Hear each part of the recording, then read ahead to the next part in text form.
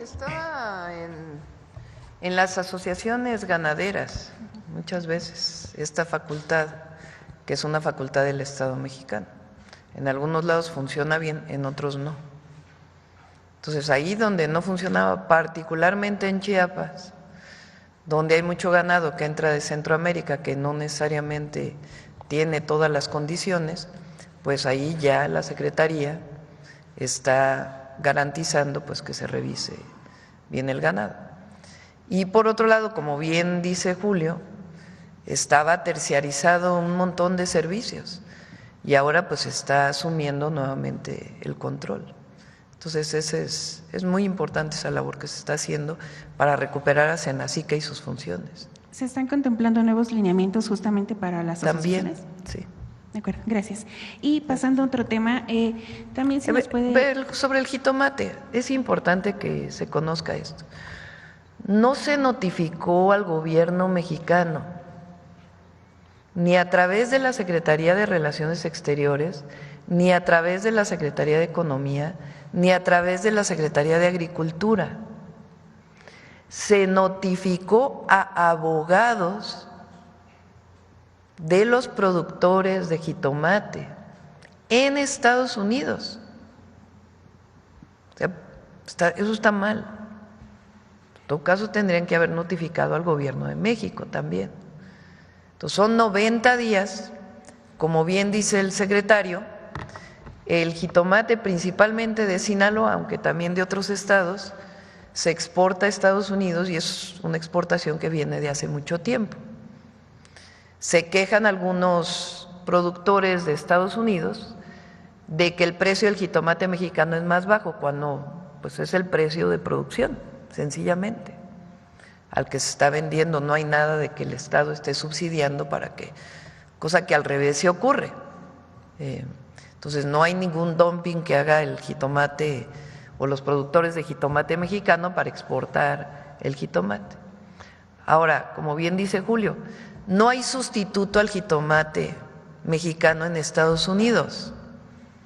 Si acaso un pequeño porcentaje que viene principalmente de Florida, pero la cantidad de jitomate que se exporta a Estados Unidos no es sustituible por ningún otro en todo el mundo, porque además pues el jitomate se corta fresco y se lleva fresco.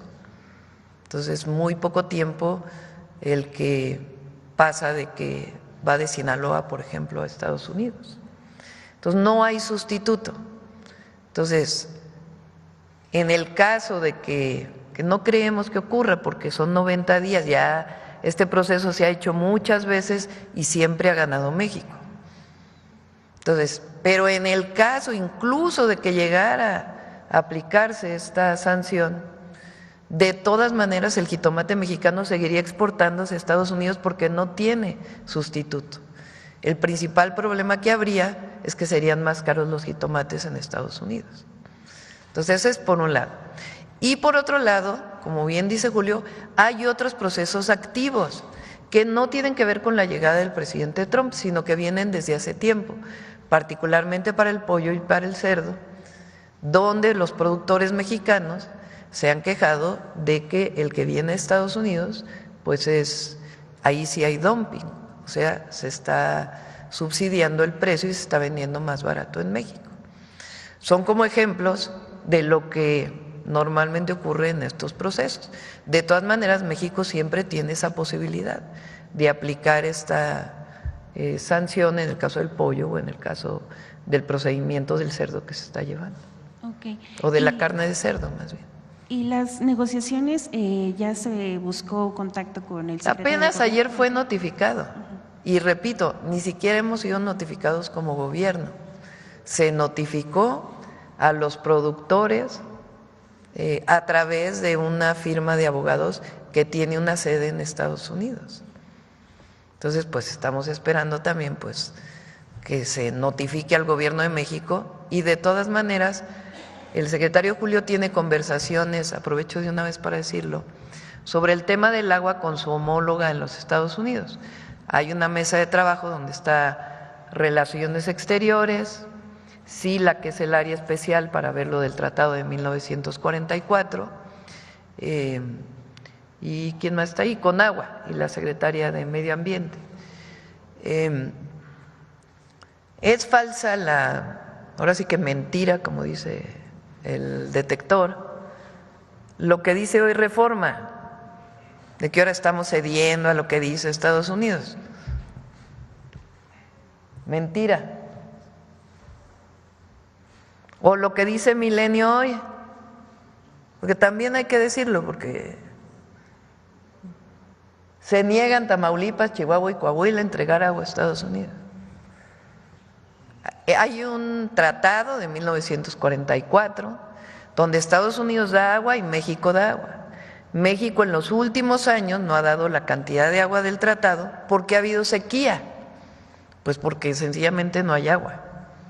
Entonces lo que se está viendo es cuánta agua se podría entregar sin afectar a los productores mexicanos y que podamos ir cumpliendo con lo que nos corresponde el Tratado de 1944.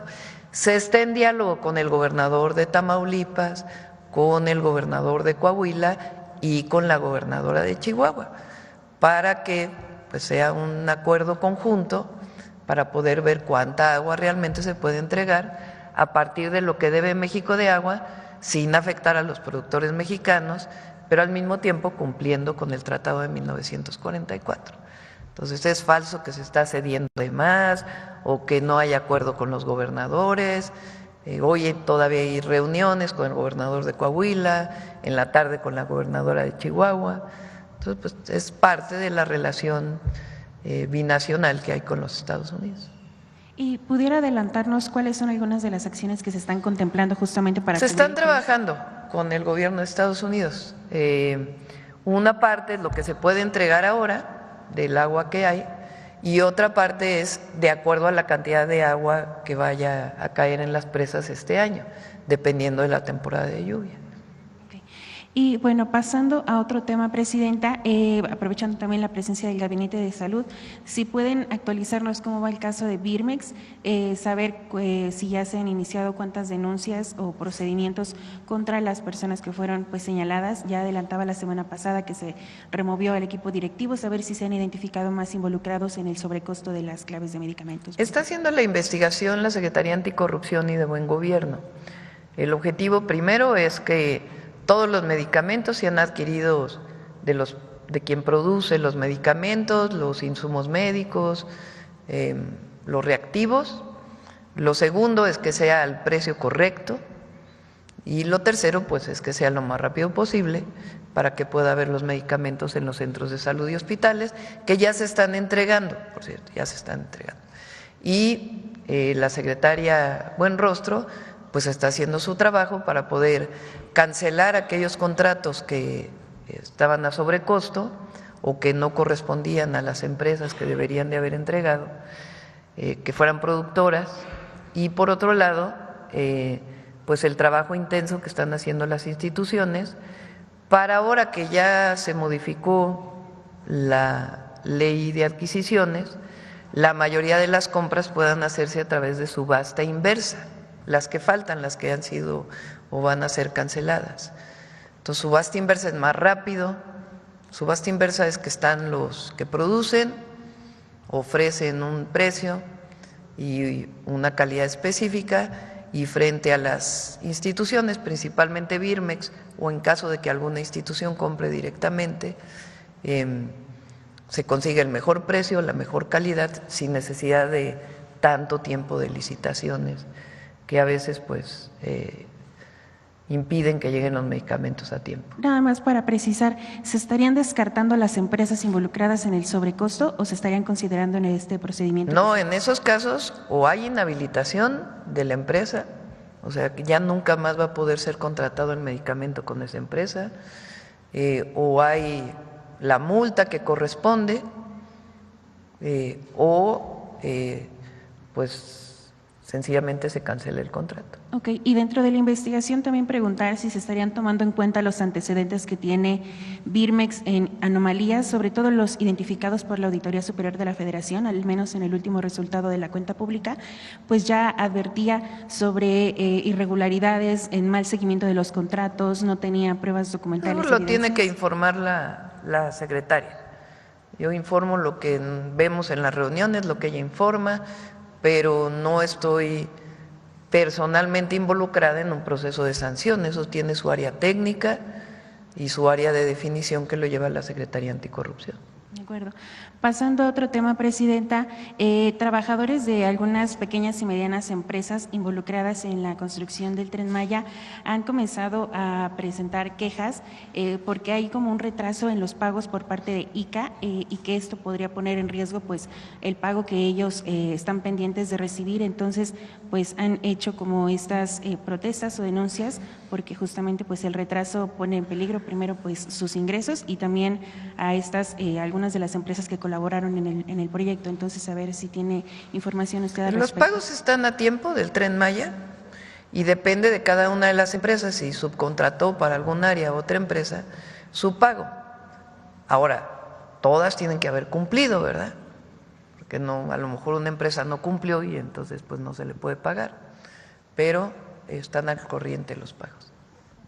Y por último, Presidenta, preguntarle… Que ya prácticamente está terminado, pues es la última parte que tiene que ver principalmente en el Tren Maya con los centros de atención a visitantes de parte del INA, que todavía se están terminando, tienen que llegar todavía más trenes y por lo tanto la parte de control de los trenes todavía sigue su proceso, una parte de las catenarias, donde va eléctrico el tren, porque está funcionando, entonces solamente hay 4 horas para poder poner las catenarias y algunos temas menores, pero prácticamente está terminado el Tren Maya. Y ahora viene el tren de carga. Claro. Bueno, pasando al último tema, sobre el desmantelamiento, la última vez que tuve oportunidad de preguntarle, usted ya comentaba que se evaluaba el desmantelamiento de algunos de los centros de atención en los que se reciben a los connacionales, a los que son deportados. Entonces, preguntarle si ya se tomaron decisiones al respecto. Tomé la decisión de que se quedaran los 10 o 11, no sé cuántos son. ¿Son 10 centros de atención? Porque ahora hay una cuestión especial del gobierno de los Estados Unidos que dice que va a haber más deportaciones, entonces nosotros no necesitamos tener todo lo necesario para poder recibir a nuestros connacionales y también todo el apoyo que les tenemos que dar en los consulados. De acuerdo, muchas gracias, Presidente. Gracias. Sobre el tema.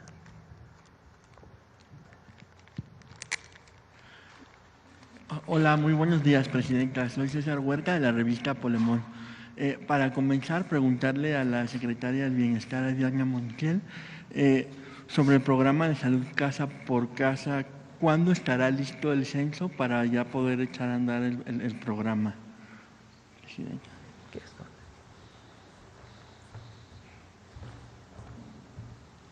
Gracias, buenos días. Seguimos haciendo el censo, vamos a tardar todavía unos 2 o 3 meses en el censo. En mayo las enfermeras ya saldrán a realizar la primera visita, como aquí lo he explicado. Estamos adquiriendo sus insumos y su equipo para que puedan salir a tener la primer consulta, que tendrá que ver principalmente con levantar la historia clínica y a partir de ahí hacer su clasificación y ya darle continuidad a sus visitas, como aquí lo ha dicho la Presidenta. La idea es que sean visitas permanentes, no una vez nada más, y el censo continuará para que completemos los más de 13 millones de adultos mayores que en este año recibirán su pensión. Recordar que la pensión de adultos mayores crece de manera permanente, cada 2 meses tenemos nuevos derechohabientes y vamos a continuar con ese trabajo. Es un trabajo, como lo he comentado, que emplea más tiempo que la entrega de un programa como lo hacemos regularmente, porque los adultos mayores tienen muchas ganas de platicar y habíamos contemplado entrevistas de media hora y ahorita sí ya llevamos una de hora 45 minutos y bueno, nos quieren contar su vida, su experiencia. Cuando les preguntamos cómo se sienten de su salud, qué enfermedad tienen, bueno, pues yo trabajé en esto y por eso me lastimé mi cintura, mi brazo. Y también es una intervención terapéutica, si no lo han hecho saber los médicos, el escucharlos, ¿no? Y el censo tiene otra información que iremos presentando, no solamente de la salud física, también de la salud emocional, de la parte de acompañamiento de sus familiares. Algunos están solos y están bien, otros están solos y requieren de un acompañamiento más frecuente. Por eso la clasificación del riesgo es importante, porque quien esté en postración y viva solo, por ejemplo, habremos de visitarlo cada 15 días. Quien esté con su familia, con una enfermedad controlada, pues tendrá una visita quizás más espaciada, pero la presidenta nos ha instruido que cada 2 meses se realicen las visitas. Y ya tenemos este plan para las zonas muy alejadas que no dejen de tener acceso a este programa. Y otra de las dudas, en caso de que haya mayores que no han pasado a sus casas o que sus familiares quieran como a dónde tienen que llamar para que puedan ir a sus casas, ¿no? Porque igual hay muchas veces que hay domicilios que no son tan detectables y a lo mejor no pasan, aunque hayan estado por ahí. Ajá. Sí, de hecho, cada servidor y servidora de la nación tienen una zona de trabajo determinada y tienen un padrón para visitar. Pues a veces salen o pasamos a la hora que no están. Hemos ido pegando, si ustedes ven en las calles, la etiqueta del Censo de Salud y Bienestar en las casas, pero todavía nos faltan, porque nos tengan un poco de paciencia, vamos a pasar. Porque además tenemos muchas actividades de los demás programas, pero ya esta intervención de 8.200.000 personas visitadas nos da también un cúmulo de información muy importante que permite también en tener esta información, pues toda la logística del sistema de salud para estos 2 sectores de la población. Pero sí vamos a pasar, solo que nos tengan paciencia. Todavía nos faltan unos buenos millones de visitas y las enfermeras van a empezar a visitar a quien ya tiene su censo realizado. Se va a visitar a todas y a todos. Para eso la presidenta hace una revisión muy escrupulosa de las tareas que estamos realizando y así debe ser. Gracias. Ya está. Es importante, ¿están ya contratadas cuántas? 19.300 personas, de los cuales son o enfermeros, enfermeras o en cantidades menores, pero también hay médicos y médicas. Faltan algunos porque decidimos que se contratara personas del lugar donde van a trabajar, porque pues su trabajo va a ser pasar casa por casa. Entonces es mejor pues que vivan muy cerca de su área de influencia. Además conocen a su comunidad. En algunos lugares no se encontraron o no, a pesar de que se estuvo anunciando, no se encontraron y son principalmente lugares alejados. En esos lugares más bien van a ir brigadas médicas, que estamos ya viendo cómo se haría.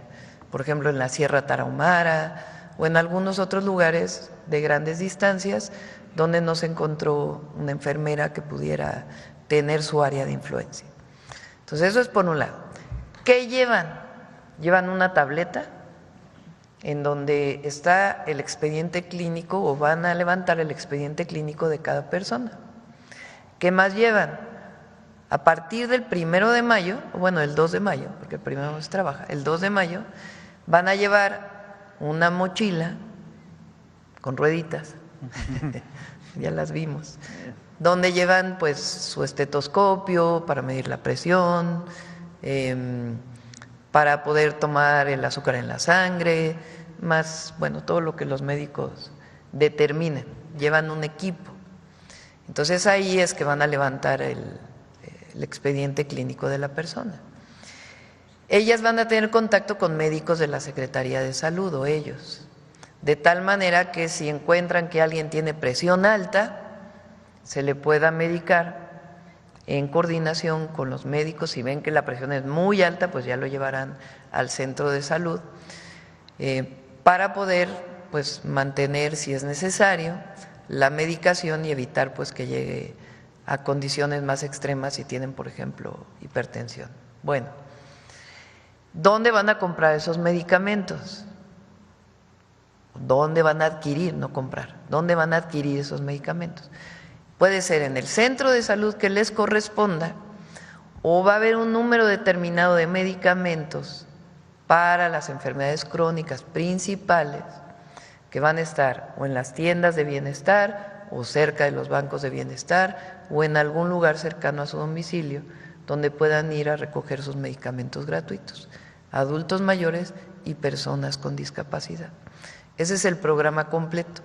Empieza el 1 de mayo, terminan el censo, pero donde ya terminaron el censo, ya van a empezar a levantar el expediente clínico en la tableta. Eso va a estar en contacto con los centros de salud, del IMSS Bienestar, del IMSS y del ISSSTE, para que cuando llegue la persona, digamos los más vulnerables, adultos mayores, personas con discapacidad, pues ya se tenga toda la información previa y haya un mayor seguimiento de su salud. En eso consiste el programa Salud Casa por Casa. Hasta ahora se han levantado casi 9 millones de censos, ¿no? Nos faltan hasta llegar a casi 13 millones, ya son pocos, pero a los que ya se les levantó el censo, ya empezamos en mayo a este proceso de casa por casa que será permanente. O sea, el adulto o la adulta mayor va a recibir su visita una vez al mes o una vez cada 2 meses, dependiendo de su estado de salud. Hacia adelante, este mismo año, vamos a tener un centro telefónico de salud a distancia, para que este programa puedan, quienes van casa por casa, tener mucho más información si es que encuentran a una persona con algún problema adicional en donde haya pues permanentemente una orientación. Entonces, un programa muy completo que se vincula pues con el programa de salud, de fortalecimiento de la atención a la salud. Muchas gracias, presidenta. Y preguntarle, bueno, pues el expresidente Vicente Fox volvió a las andadas. Esta vez fue entrevistado hace unos días por uno de los periodistas latinos más conservadores de Estados Unidos, Andrés Oppenheimer.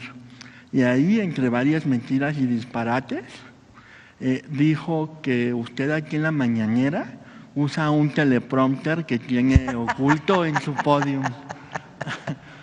Ese sí está bueno.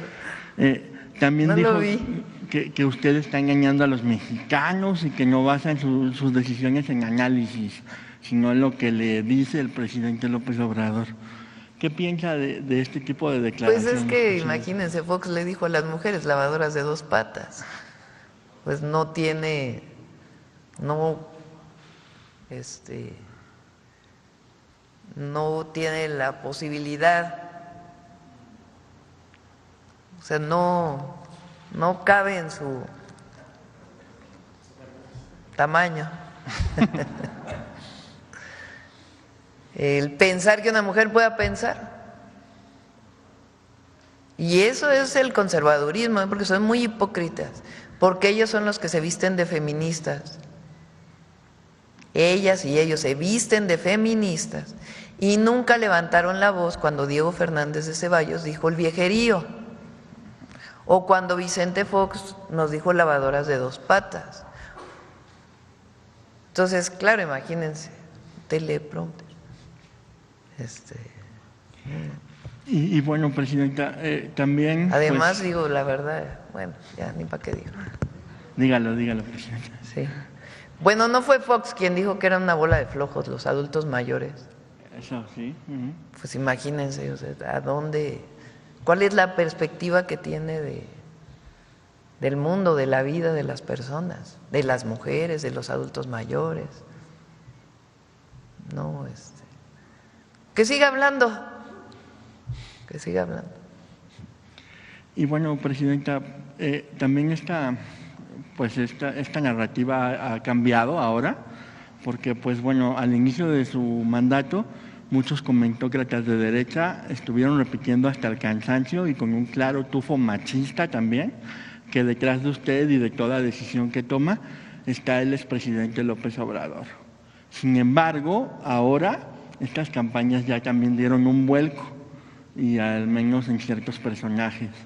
Hace unos días, por ejemplo, Presidenta, Azucena Uresti escribió en El Universal que usted con sus acciones y sus logros está desenmascarando las mentiras del expresidente López Obrador. Dice usted, y cito, dice, sin decirlo, pero con hechos concretos, mucho presupuesto y sin argucias, confirma que López Obrador mintió de forma enfermiza. En ese mismo sentido, ahora Loret, que pues le pide a usted que demuestre que fue un error subestimarla, echando abajo la reforma.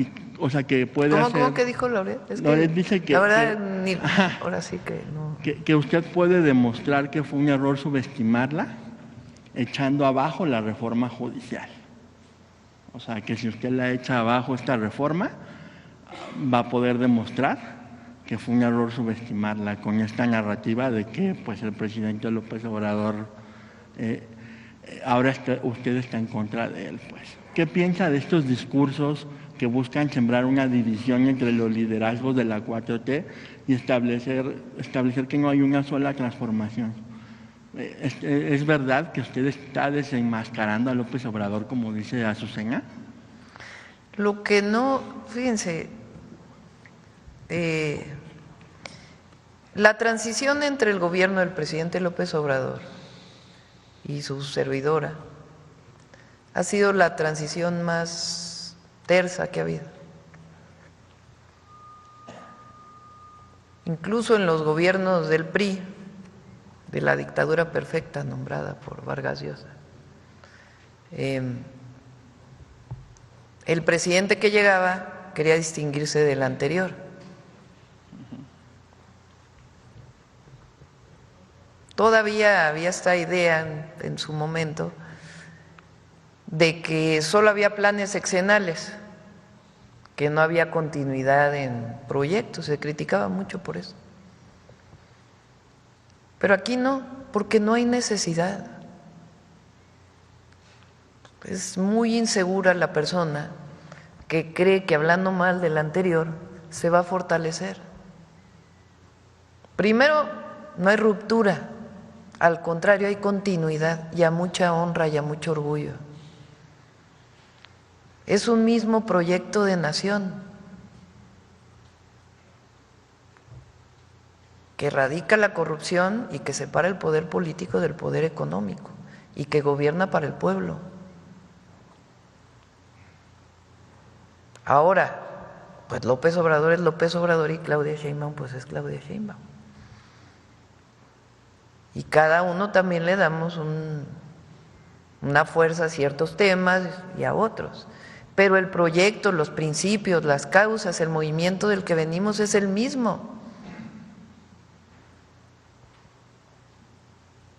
Entonces, lo que busca la derecha es que haya rompimiento. ¿Por qué quieren que haya rompimiento?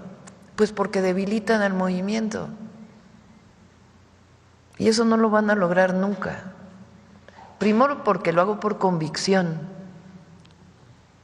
Y segundo, porque es el mandato popular que tengo. Yo recorrí el país diciendo, debe haber continuidad en la Cuarta Transformación. Y la gente votó por eso. También dije que era tiempo de mujeres. Y la gente también votó por las dos cosas. O decidió por las dos cosas, incluso cuando participé en la encuesta de nuestro movimiento. Éramos 6, todos del mismo proyecto, y la gente decidió pues por la mujer. Entonces, no hay que dedicarles mucho tiempo tampoco a estar preocupados por eso. No, hay que estar ocupados en recorrer territorio, en estar pendiente de la gente, en cumplir con los 100 compromisos que hicimos en el Zócalo, en atender pues todos los temas con responsabilidad, porque llevamos poco más de 6 meses y han pasado muchas cosas en estos 6 meses. Pero hay reconocimiento y no es un asunto personal, es un reconocimiento al proyecto de nación. Y hay mucho empoderamiento del pueblo y eso es lo que no pueden soportar, lo que les enoja, no entienden. Parece que no entienden que no entienden. Muchas gracias, presidenta. Sí, adelante.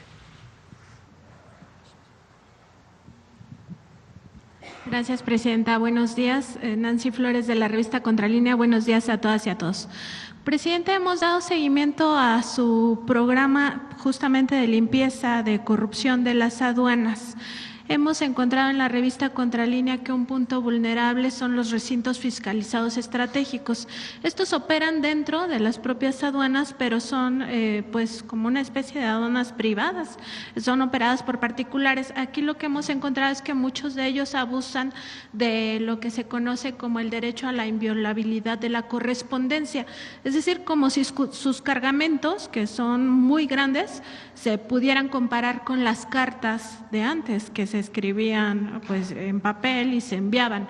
Y además hay un tema con estos recintos porque se ha encontrado cuando se les llega a fiscalizar, que no se les fiscaliza todo el tiempo, que incurren en prácticas de contrabando y también en tráfico de armas y de drogas. Muchas empresas de paquetería y mensajería, vemos como la Guardia Nacional y la Secretaría de la Defensa pues, y la Secretaría de Marina han encontrado ahí precisamente este tipo de cargamentos. Entonces, preguntarle, presidenta, porque sabemos que tiene un programa muy exhaustivo que diariamente revisa la plataforma de aduanas y además está reuniendo mes con los titulares de estas áreas, preguntarle si hay un programa particular para este caso de los recintos estratégicos fiscalizados y cómo se atendería este tema pues del posible contrabando y sobre todo del tráfico pues de incluso de especies. Se han encontrado hasta animales en peligro de extinción. El mayor problema bueno, primero vamos a presentar pronto un cambio una reforma a la ley de aduanas, para que en toda la cadena haya responsabilidad, también de los agentes aduanales. El agente aduanal es como un notario, en donde el gobierno le cede una responsabilidad para hacer una revisión. Entonces, a veces o antes, los agentes aduanales no se hacían responsables si había una irregularidad. Y ahora queremos que haya responsabilidad, todos tienen responsabilidad, el que importa el producto y el nombre que está del que importa el producto, el agente aduanal y los servidores públicos, evidentemente que están involucrados con la importación o con la exportación, pero principalmente importación de productos. Mucho de lo que pasa en los recintos fiscalizados tiene que ver con ciertos productos, más allá de droga o armas, que hay, en eso creo que es menos y hay una revisión más puntual, de productos que tienen la característica de que no pagan IVA o IEPS, porque son productos que entran a lo que llamamos la maquila, que es producto IMEX. Que entra, el programa IMEX, entran, no pagan IVA, no pagan IEPS, porque todo se va a exportación. Entonces importan, por ejemplo, de Estados Unidos importan productos y todo se va, o de Asia llegan productos y todo se va a la exportación. Muchas veces se trampea, vamos a decirlo así. Entonces son productos que se van a quedar para México y que se dice que se van a exportar. Y entonces ahí se deja de pagar un montón de IVA y IEPS. Entonces eso es lo que estamos revisando particularmente. Entonces está bien, es legal que los productos que se van a exportar, que están entrando y se exportan, pues no deben llevar estos impuestos. pero lo malo es aquellos que se quedan en México y que no están pagando impuestos y que entran a los recintos fiscalizados. Entonces, todo esto lo estamos revisando. Solo para que tengan una idea, en lo que va del año, ha aumentado la recaudación por aduanas en 83,000 millones de pesos.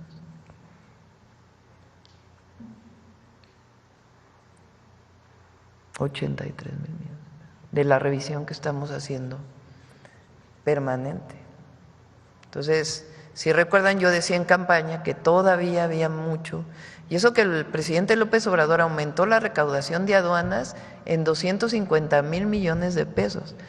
Aduanas recauda 1,250,000 millones de pesos, no es menor, es bastante mayor.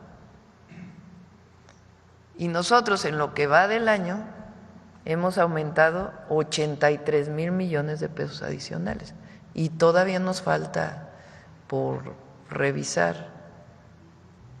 Entonces, así como hay gente honesta en todos lados, la mayoría, la gran mayoría, pues hay algunos que no tanto, ¿verdad? Entonces, ahí es donde estamos poniendo revisiones, estamos digitalizando procesos, dándole seguimiento desde que está el permiso de importación hasta que sale la mercancía, eso se llama trazabilidad. Estamos pues modificando aparatos de rayos X que se están colocando, que habían sido comprados por el presidente, que apenas están llegando, que se están colocando. Todo eso nos va a ayudar mucho a tener mayor control sobre las aduanas. Y quizá que se revise también lo que está haciendo el Tribunal Federal de Justicia Administrativa, porque ahí han llegado temas, como por ejemplo de agentes aduanales que precisamente incumplen con esta función, a los cuales se les aplica una multa ridícula de 3,000 pesos y aún entonces ni siquiera lo quieren pagar, sino que van a este tribunal y los aprueba. O sea, entre eso y otras cosas, porque también el tema de impuestos va para allá. Sí. No solo… Digo, la Corte es la última instancia, pero el Tribunal de Justicia Administrativa también requiere su reforma, pero ya vamos a esperar a que tome posesión el nuevo Poder Judicial y ya luego abrimos un espacio de consulta para otras áreas del gobierno que son indispensables. Bueno, el gobierno y de los poderes. Presidenta, hay un tema que se dio entre particulares entre la cadena Fox Deportes y el grupo Lauman. Esto evidenció quizá un problema financiero y también de carácter fiscal. El grupo Lauman es propiedad del empresario que es dueño del diario El Financiero, Manuel Arroyo. Y esto lo traigo a colación porque en 2021 el presidente López Obrador denunció aquí en la conferencia matutina que Nacional Financiera en 2014 le había prestado a Grupo Lauman para entregarle este dinero al diario El Financiero, $100 millones. En aquel momento se dijo que no había pagado, pues no tenía suficiencia financiera y entonces le habían hecho un esquema para que pagara pues por fracciones estos paguitos pequeños y a nosotros nos gustaría saber si ya se terminó de cubrir ese crédito, si se documenta como se sospechaba en aquel momento que se le dio una tasa de interés preferencial, es decir, casi nada de intereses, y si además se fincarían responsabilidades hacia los funcionarios que en aquel momento prestaron dinero del pueblo a este grupo Lauman. Lo revisamos, no tengo en este momento la información, pero con gusto lo revisamos e informamos. También, presidente, en otro tema, en septiembre de 2024, es decir, apenas hace menos de un año, la Tesorería de la Federación dio a conocer resultados de una auditoría profunda que hizo, en la cual se determinó que había un promedio de 18,000 incumplimientos mensuales de los bancos privados que tienen pues esta concesión de cobrar los impuestos. En ese caso, pues lo lo que se encontró es que algunos de ellos retenían pues por varios meses ese dinero, no pagaban intereses a la hacienda pública y además en algunos casos incluso se lo robaban, o sea, nunca enteraban este dinero a la TESOFE. Preguntarle, Presidenta, si eso ya se corrigió y en todo caso, si sería posible que en algún momento no sea la banca privada la que cobre los impuestos, sino sea el Banco del Bienestar, pues para que ya entren directamente a la bolsa y se quiten estos intermediarios corruptos. Sí, ahí estuvo Elvira Concheiro, hoy es subsecretaria de la Secretaría de las Mujeres. Hizo un excelente trabajo, Elvira, y eso se terminó. O sea, realmente lo que se paga de impuestos, lo máximo es que se entera al otro día. Lo máximo que puede ocurrir ya está regulado y así ocurre. De todas maneras, yo pedí al secretario de Hacienda que hicieran una revisión de esto y ver, además de los bancos privados, pues qué otras opciones tenemos para que la gente pueda pagar sus impuestos. Pero ya no es como antes.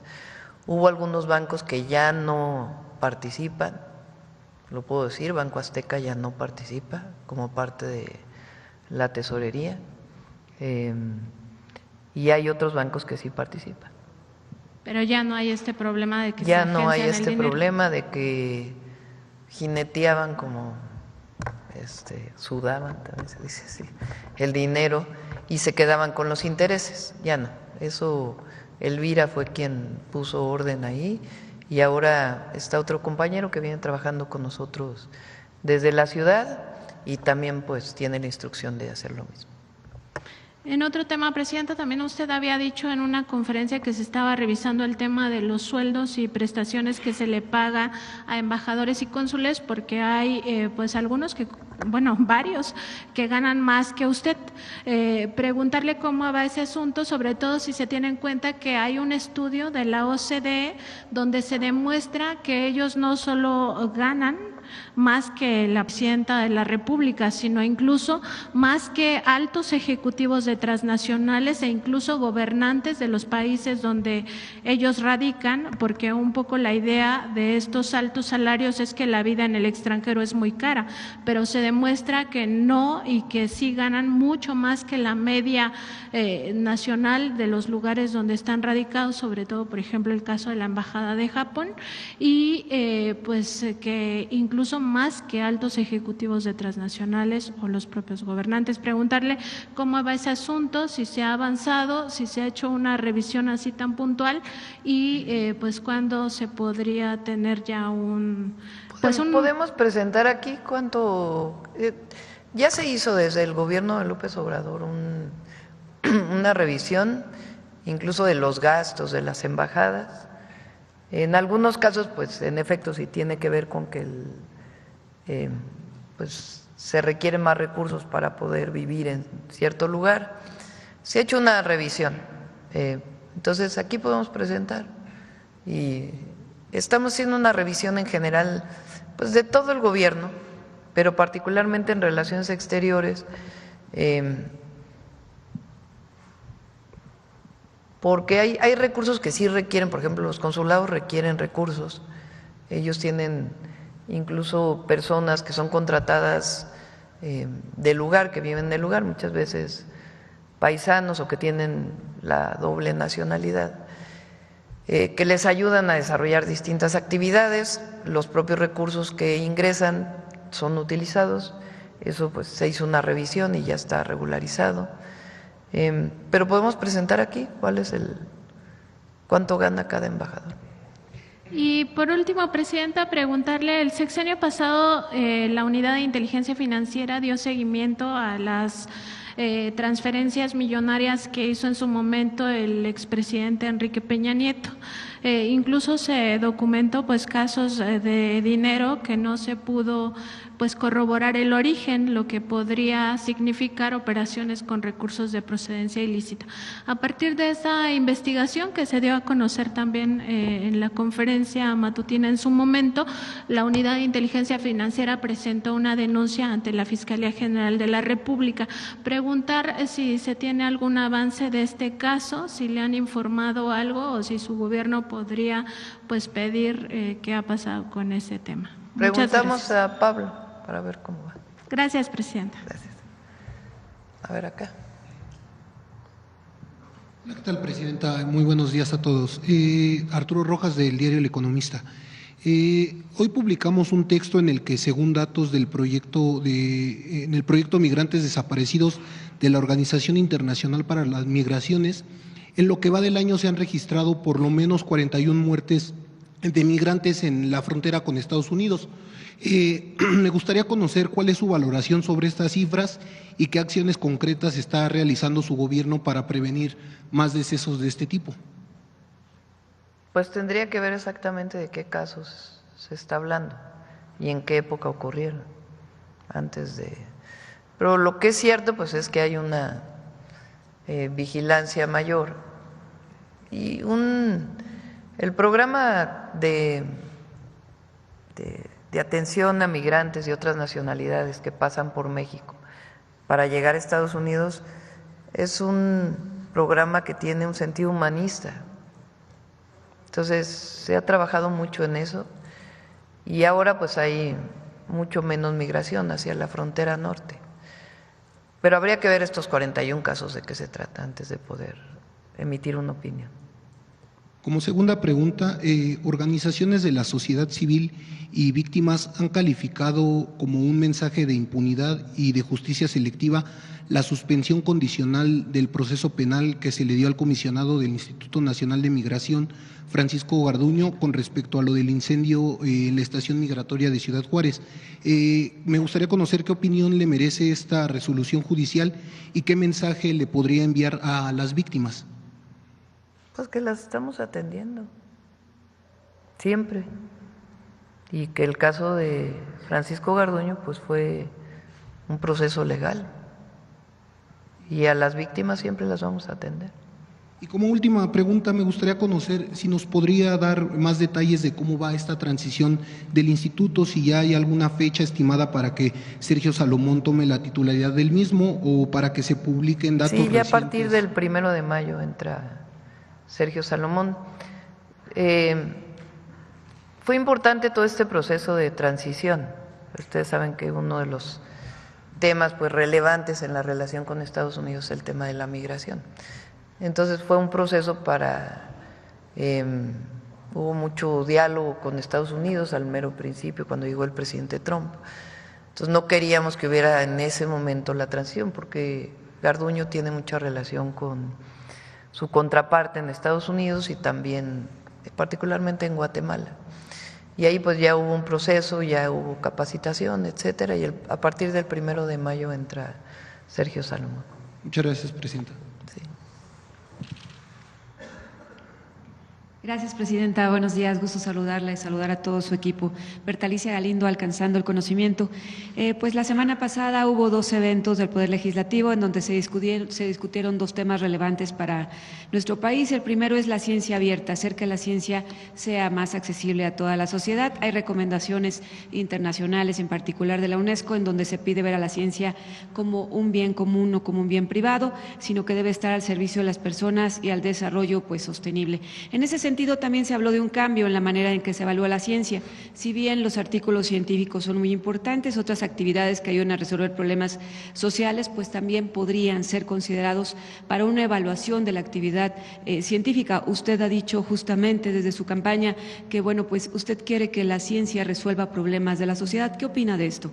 ¿De quién fue este documento? Este evento fue en el Senado de la República. Lo organizó la presidenta de la Comisión de Ciencia y Tecnología. Ajá, ¿y quién participó ahí o cómo estuvo? Pues participaron, fue con la UAM y la NUYES. Y bueno, fueron y también científicas y científicos y tecnólogos. Sí. Está haciendo un muy buen trabajo Rosaura en la hoy Secretaría de Ciencia, Tecnología, ¿no? ¿Qué? También estuvo Ciencia, Humanidades, sí. Ciencia, Humanidades, Tecnología, es CITI, ¿no? Innovación, sí. Ciencia, pues no sé en qué orden va, pero Ciencia, Tecnología, Innovación y Humanidades. Rosaura, pues además de ser una profesora muy reconocida, investigadora, ella se dedicó muchos años a estudiar la evolución, una de las más reconocidas en este tema. Fue presidenta de la Academia Mexicana de la Ciencia, fue secretaria de Educación, Ciencia y Tecnología en el gobierno de la ciudad y ahora está encabezando esta secretaría. Estamos trabajando en diferentes áreas, ¿no? Aparte de los institutos de investigación que están a cargo de la secretaría, antes CONACYT, Rosaura está trabajando en varias áreas. Uno, de ella depende la Universidad Nacional Rosario Castellanos, y vamos a tener un campus, por lo menos un campus en cada estado, ese es el objetivo. Este año va a ser uno, bueno, el de Comitán, Chiapas, que ya está, Tijuana, Baja California, San Luis Potosí y 2 en el Estado de México, en el oriente del Estado de México, que hay mucha necesidad, y Tlaxcala. Son 6 sedes universitarias, pero además la convocatoria a distancia va a ser para cualquier persona en cualquier lugar de la República. O sea, puedes inscribirte a tomar una licenciatura a distancia en la Universidad Nacional Rosario Castellanos. Entonces, eso, Rosaura se está encargando de eso, obviamente con su equipo. Lo segundo, está trabajando en un esquema de coordinación de investigación científica y de humanidades, sociales y humanidades, a través de un esquema que se llama ECOS. La idea es que científicos de diferentes instituciones se junten para trabajar un solo tema. Por ejemplo, sismología.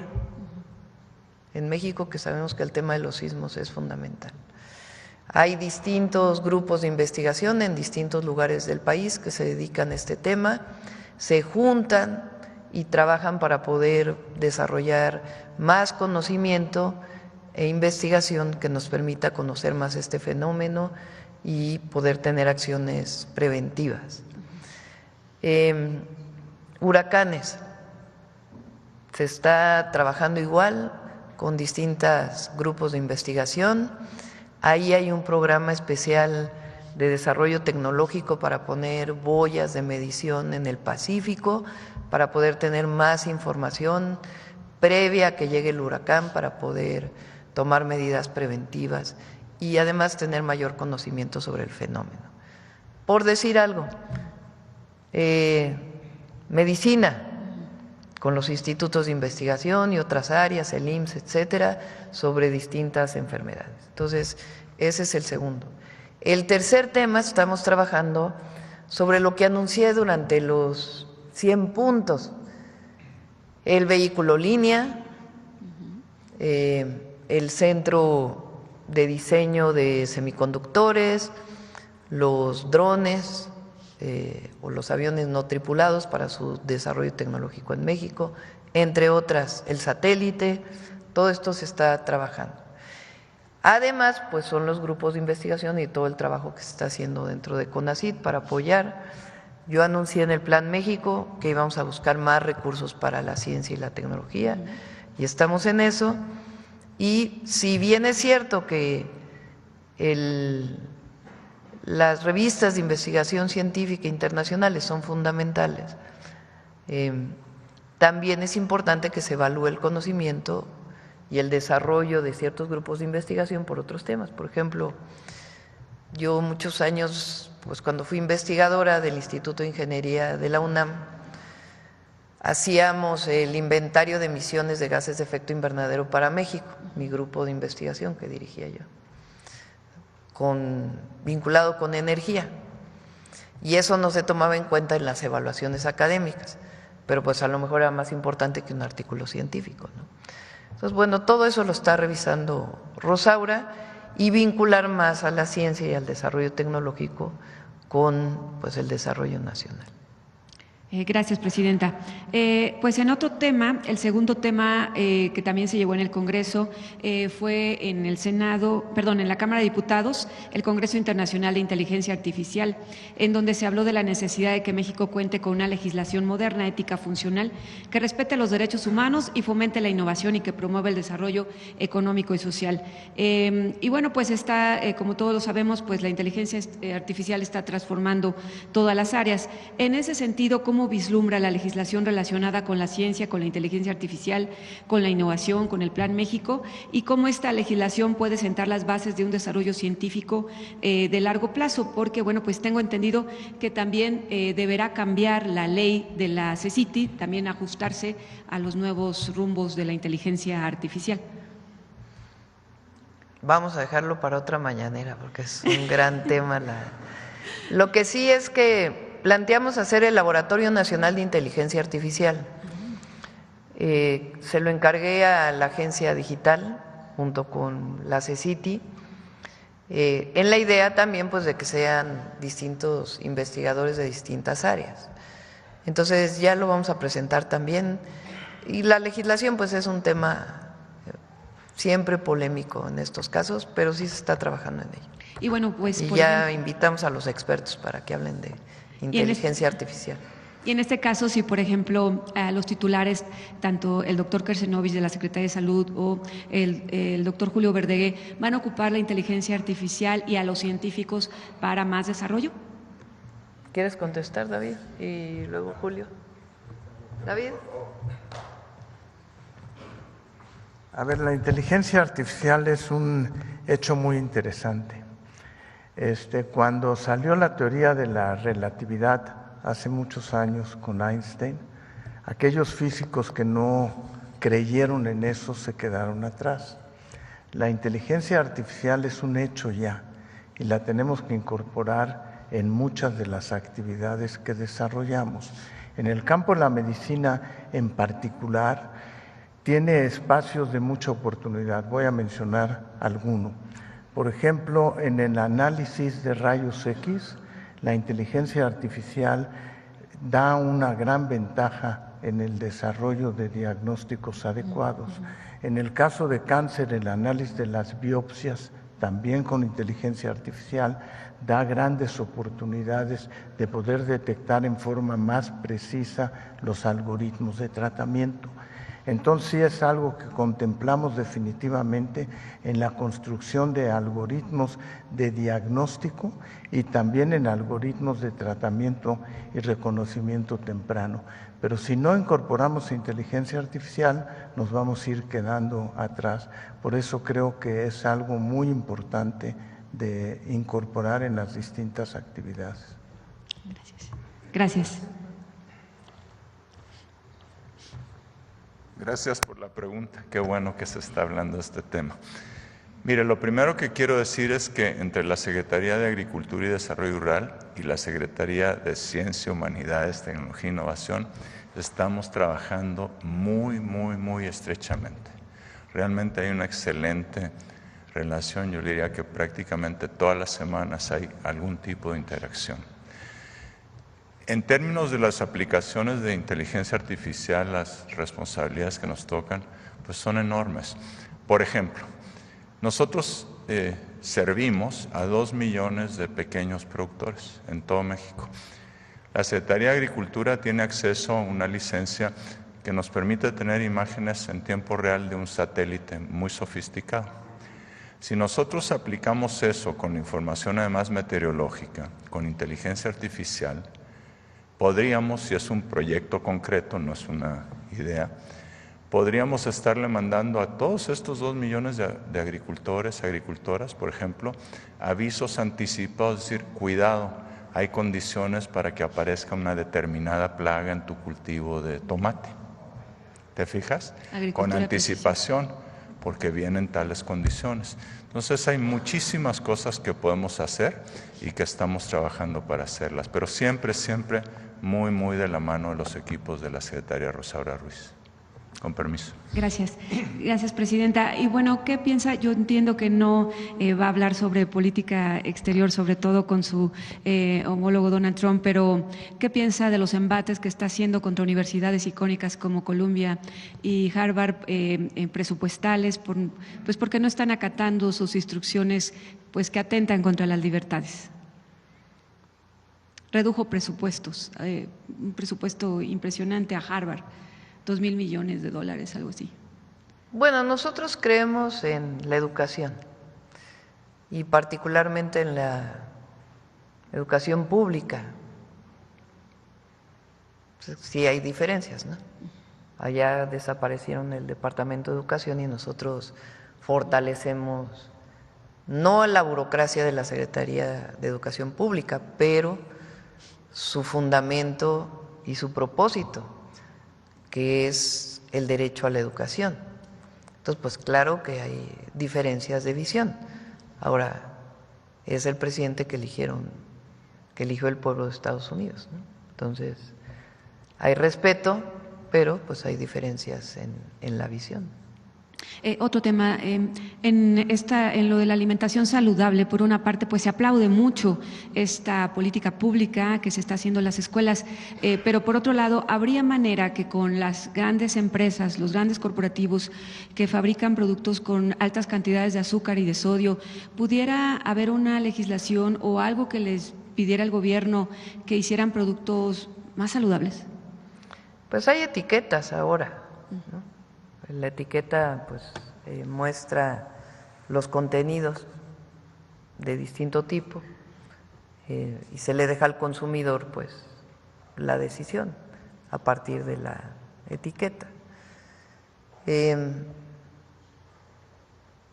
fin, ya después se lo dejo a Julio para que lo platique. Bueno, y ya por último, presidenta, Pero hay que comer saludable, y a los niños y a las niñas, porque el otro día lo dije en una asamblea, porque me dijo 3 niños me dijeron ahora en esta gira, una niña y 2 niños.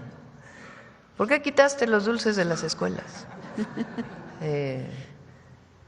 Y entonces sí es muy importante que siga la campaña para las y los niños, pues de lo que representa la alimentación saludable y de lo que representa el abuso. Un dulce pues no hace daño de vez en cuando, ¿verdad?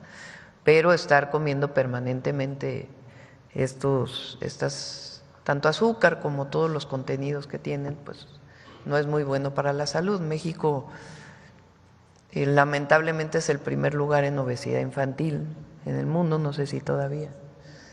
Y la diabetes y la presencia de la diabetes en la población mexicana, pues también es altísima. Entonces hay una responsabilidad del gobierno de informar y de evitar que las y los niños, sobre todo, consuman muchos de los alimentos que les van a generar daños en la salud, pero sobre todo de informar. Esa es siempre nuestra orientación. Y justamente pues hay muchos niños y niñas que la siguen en todas las giras de los fines de semana y pues muchos de ellos quieren ser ingenieros, científicos, presidentes y demás. Para el próximo 30 de abril, ¿usted planea algún evento, algo con los niños? Ya veremos. Gracias, presidente. Gracias, acabamos.